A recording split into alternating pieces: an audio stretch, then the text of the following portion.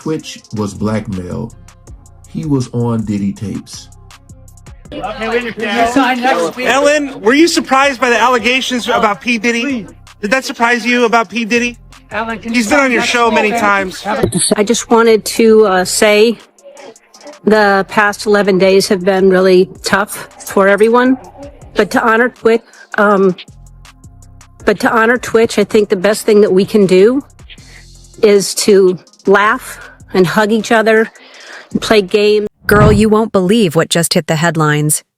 Diddy, the music mogul we all thought had it all, is now being linked to a shocking twist involving Twitch. Yep, the internet is buzzing, and fans are wondering, is this for real? Hold tight, because what's unfolding is beyond your usual Hollywood buzz. We're talking viral footage that's shaking up the industry louder than a surprise album drop. Next voice. He was on Diddy tapes. I ain't saying this is true. I'm just trying to see what they have to say. But we all know the connection with Ellen and Diddy. We all know that they were tight. He has been on her show many times. So nothing would surprise me. But let me tell you, the music world took a serious jolt. Imagine Diddy, always the icon of confidence, suddenly looking shaken. Whispers started swirling. Talk of secrets, tension, and a twist involving Twitch, the fan-favorite dancer from Ellen. Word is, Diddy may have tried to outmaneuver him with some shady leverage. Remember how off he seemed at the BET Awards? Now, it's starting to add up. What kind of truth does Twitch hold that's got Diddy this nervous? That's the real headline. Tell these people how far back we go. I know, but I wear t-shirts. I don't know what that means. Anyway, all right, let's... I mean... You hold that. Okay, all right. I keep this. Take two if the joke didn't work. I don't want no problems. No, it's okay. No, hold on. you know, when he passed away, that immediately was coming out. They were already saying that Ellen had something. That's what they were saying that came out. Not too much of Diddy, but Ellen. So again, take these videos with a grain of salt, but I ain't gonna be boo-boo the fool to think that this stuff can't exist. To go. Like what time will it go till? That's a different type of party though. No, it'll go from like 9:30 to like maybe 3 o'clock, 3 o'clock. And then, you know, we have the top 2 floors of the hotel. And then it will carry on there? Yeah. Then no, I mean the after party. No, I know about them. What time do you stay up till? I stay up till like maybe 6 in the morning. I'm back up at like 10:30, 11. 6 in the morning? What do you do every night till 6 in the morning? You don't go to clubs every night. No, I mean, I make love a lot. And,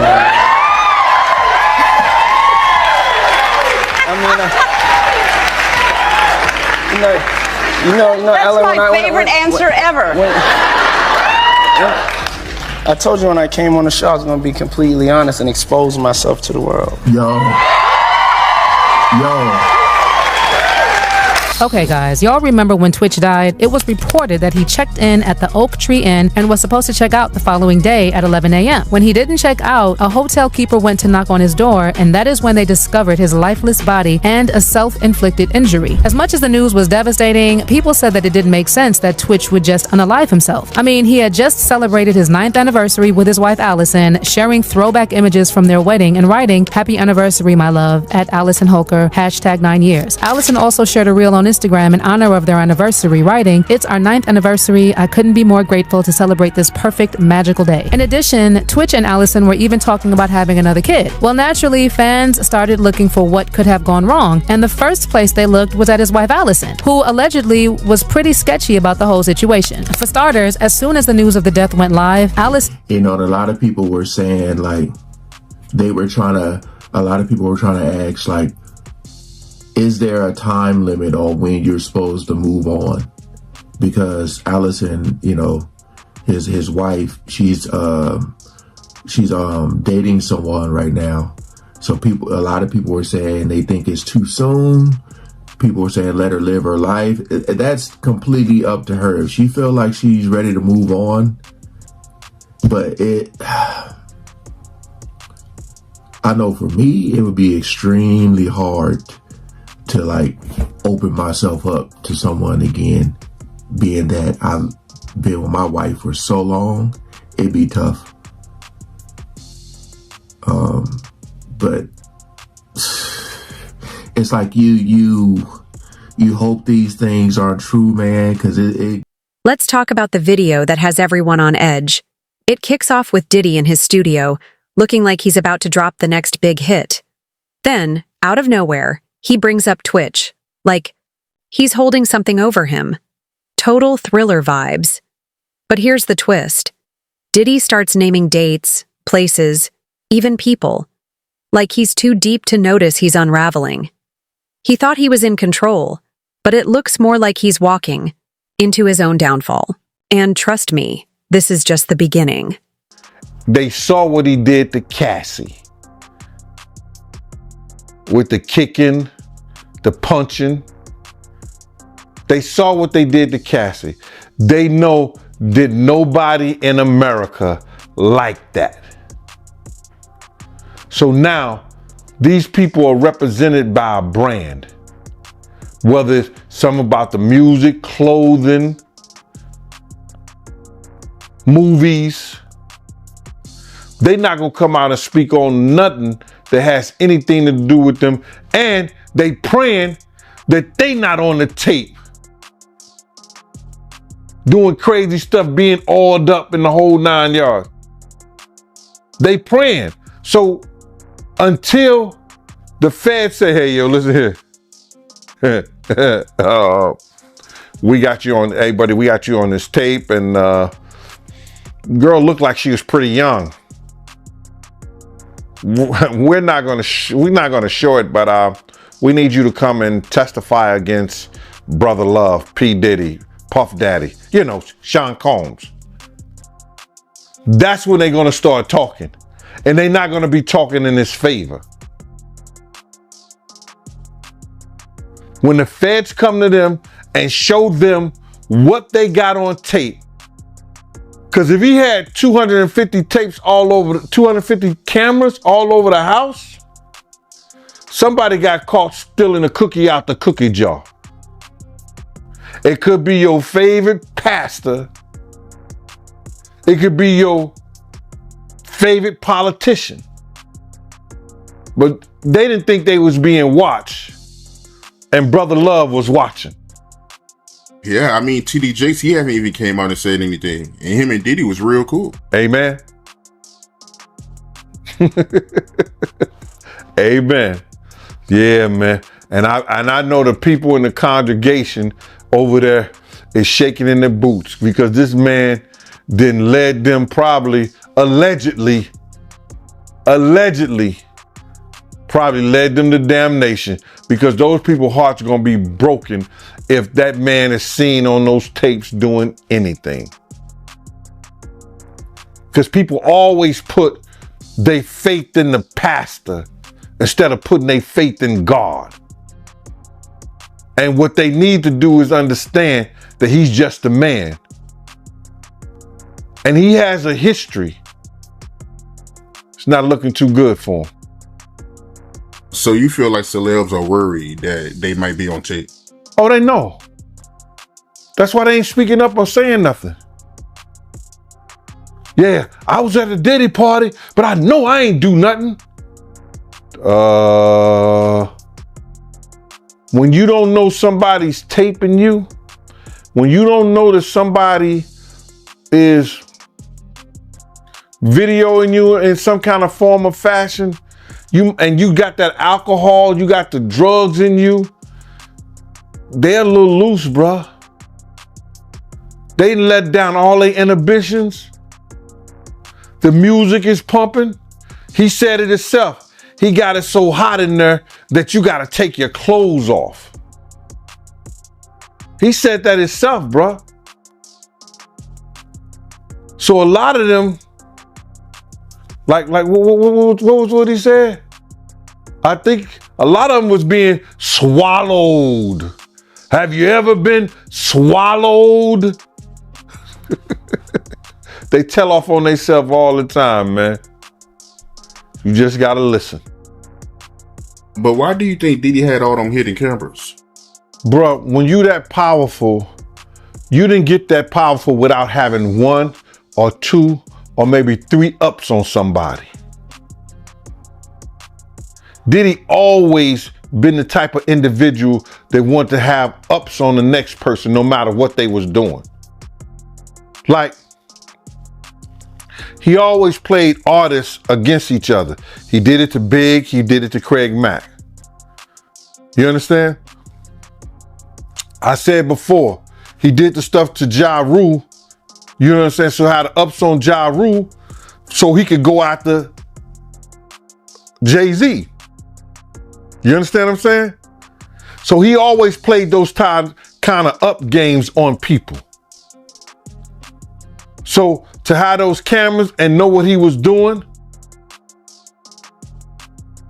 it's gonna give him the ups on everybody who came to that party. Even your favorite basketball player. Ain't no party like a Diddy party. We know who said that. He may be one of the persons got caught up in the Diddy party. LeBron said that, but yeah, you might be right. You know, it sounds like he had all them hidden cameras to use it against people. I think that was said in the indictment, right? That was said in the indictment. You know, somebody, I think Dawn may have said that. I don't know for sure. And correct me if I'm wrong. He would, even if you didn't want to do something, he would tell an individual, well, I got you on tape doing it before. And the person would feel pressured in having to do something or come and do something at the party or be at the party because he already had him on tape right then and there. But what you think when you do it the second time? He's still gonna have you on tape. Those tapes is the one who's killing, because people don't understand this. Little Rod, he's taping for Diddy in some occasions. When he wrote his indictment up, when he wrote his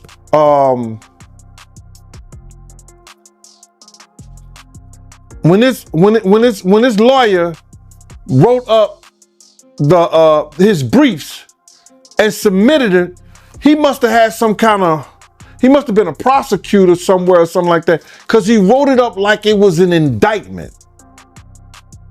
You understand? Saying all the stuff that had happened. Then people don't understand this. After he wrote it up and he had the tapes and everything, they sent that to the feds. The feds opened up a case on that. Everybody think it's happened. Oh, the feds looked at Cassie getting beaten, and then they just opened up a case. Nah. I think it was more so Lil Rob and them sending the feds that information. They put in a civil suit, then sent the other stuff over to the feds, and it read like an indictment. So they had to look at it because they see some crimes that was committed in that. And lo and behold, they do a raid on the house. So, to get back to your question, all the footage and everything that they have is going to either help, it's going to help them get some more people or get enough people just to hang Diddy. Remember when I said we'd barely scratched the surface? Well, get comfy, because what's coming might just flip the script. What secrets could Twitch, TV's golden boy, possibly be hiding? Enough, apparently, to make even Diddy nervous. We're talking about the same Twitch who lit up So You Think You Can Dance, charmed millions on Ellen, and gave us all cocked husband goals with Allison Holker.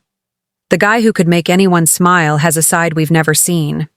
Word is, there's a secret he's holding that's got serious weight, and Diddy wanted it bad. Whatever it is, it's causing ripples in Hollywood, and the silence says everything. All saying, nope, no more lawyers or victims can speak forward. Is this legal? Is this actually something that could happen? Well, I don't think it's going to work. What he's ultimately saying is that he has a right to a fair trial, which would include a impartial jury. And by the time this thing goes to trial next year, will they be able to find anyone to serve on that jury who does not already have formed opinions negatively about Diddy, based on all this press coverage? So that's what he's arguing, and he's saying, hey, this needs to stop so that jurors can come in who don't already have preconceived notions of his guilt. The problem is that these statements are not being made by the prosecutor. The court certainly has authority over the parties and their lawyers to tell them to stop speaking or limit their speech, more accurately, leading up to a trial if it would result in an unfair trial occurring. But here, this letter that Diddy's lawyers are filing are directed towards the media, which there is like no way that a U.S. court can tell the media not to report on something. There's maybe one national security exception that's been recognized many, many years ago, and even that's in question. So you can't tell the media stop reporting. That's just silliness. This isn't your average celebrity drama. If what Diddy believed about Twitch is even half true, it could send shockwaves through the entire industry. We're talking about a secret big enough to upend careers and reputations. So why would Diddy risk it all? Easy. Because in Hollywood, information is currency. But when Twitch got wind of the move, he didn't fold.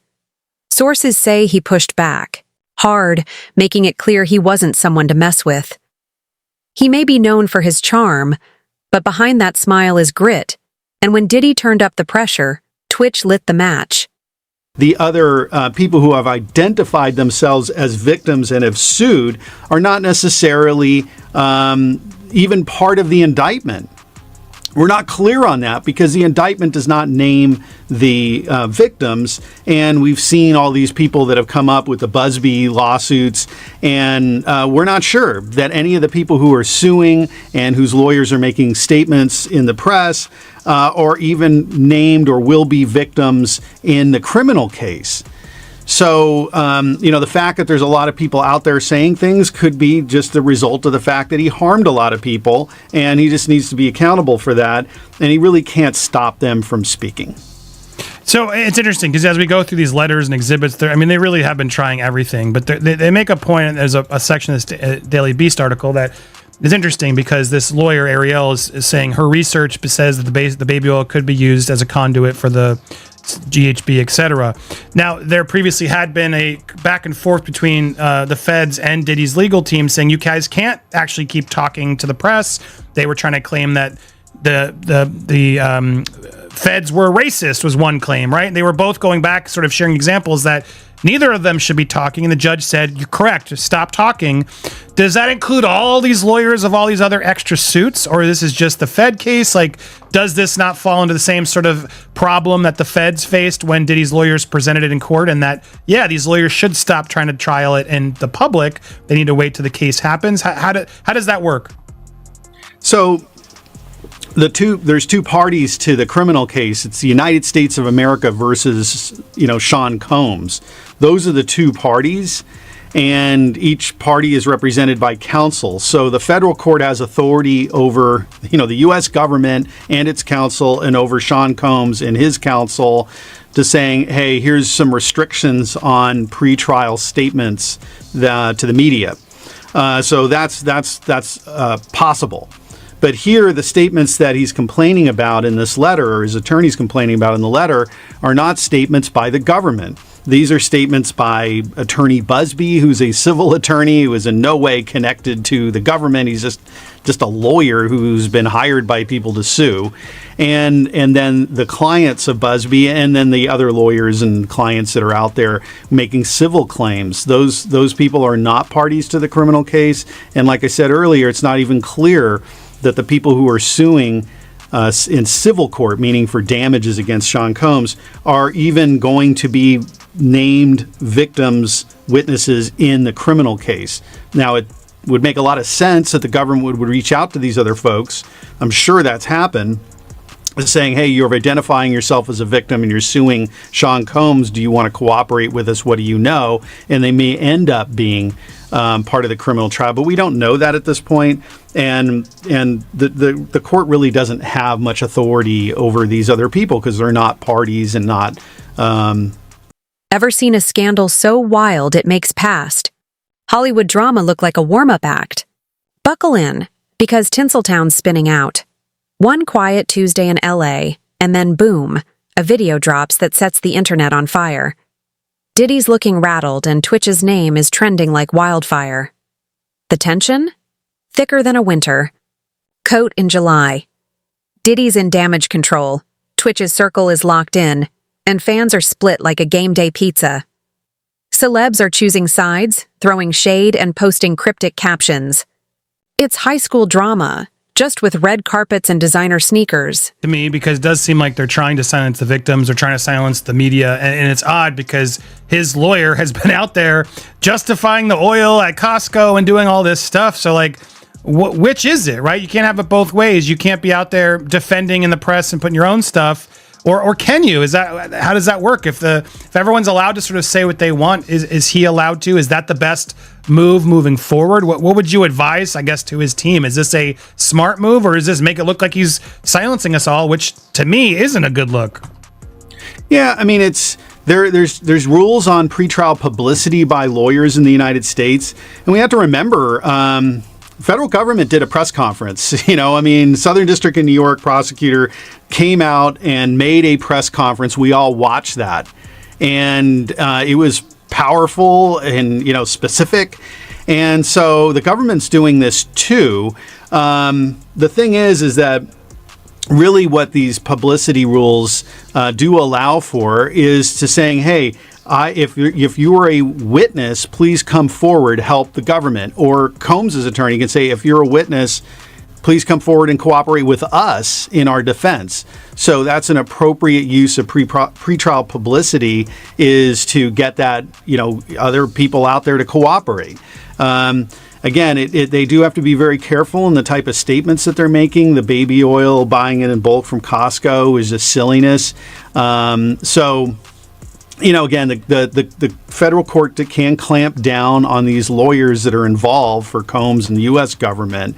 But here, this letter is attacked, towards the news media, which there's zero authority to do anything about, and other people who just happen to have claims against him who are not, at this point, named necessarily as victims in the criminal case. So again, it just seems like he is getting pummeled. He's got an avalanche of negative information against him, and he's trying to kind of basically unbury himself. But I don't think this is going to do it. Yeah, it's interesting because this Damien guy, the agent, has responded.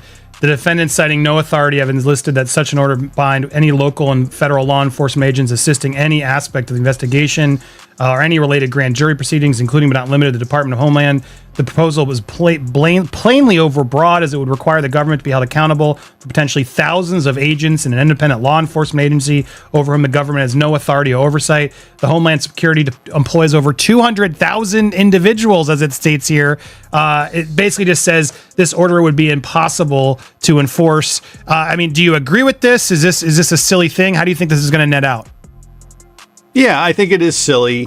We kind of understand that there's a lot of high-profile cases. We cover these all the time, and they are able to find jurors. Look at Depp Heard. They found, some people might say, oh, that was a bad example, but we have high-profile cases all the time, intense media coverage, and they find jurors who say that they either don't know anything about the case because they just don't follow the news, or if they've heard things, are able to set that aside and follow the judge's instructions and base their verdict on the evidence that's presented. At least they're going to swear, hey, that's what's going to happen. Yeah. So even me, like I say, you and I have heard all this stuff. It's like, okay, I could serve on the jury. It's like, because I don't believe what people say, just because they say it. It's like I would be able to serve on the jury because I would listen to the evidence. Yeah. So even me that's heavily involved in following this, it's like okay, I mean, the guy sounds guilty, but I would be willing to have an open mind and listen to the evidence and make a verdict. Yeah, it is all about I the don't due think process. this threatens his ability to get. We can have our opinions or whatever, but like I said, when you have people that are close to these people and they say things, it's like, come on, man, you know, because we're on the outside looking in.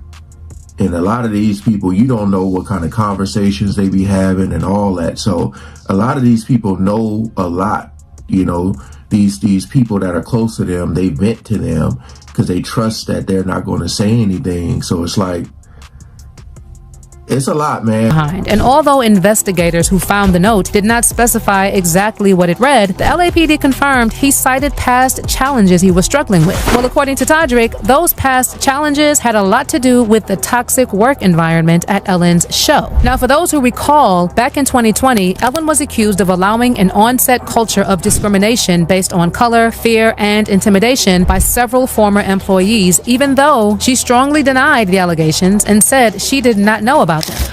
As you may have heard, this summer there were allegations of a toxic work environment at our show. And then there was an investigation. I learned that things happened here that never should have happened. I take that very seriously, and I want to say I am so sorry to the people who were affected. I know that I'm in a position of privilege and power, and I realize that with that comes responsibility, and I take responsibility for what happens at my show. This is the Ellen DeGeneres Show. I am Ellen DeGeneres. My name is there. My name is there. My name is on underwear. We have had a lot of conversations over the last few weeks about the show, our workplace, and what we want for the future. We have made the necessary changes, and today we are starting a new chapter.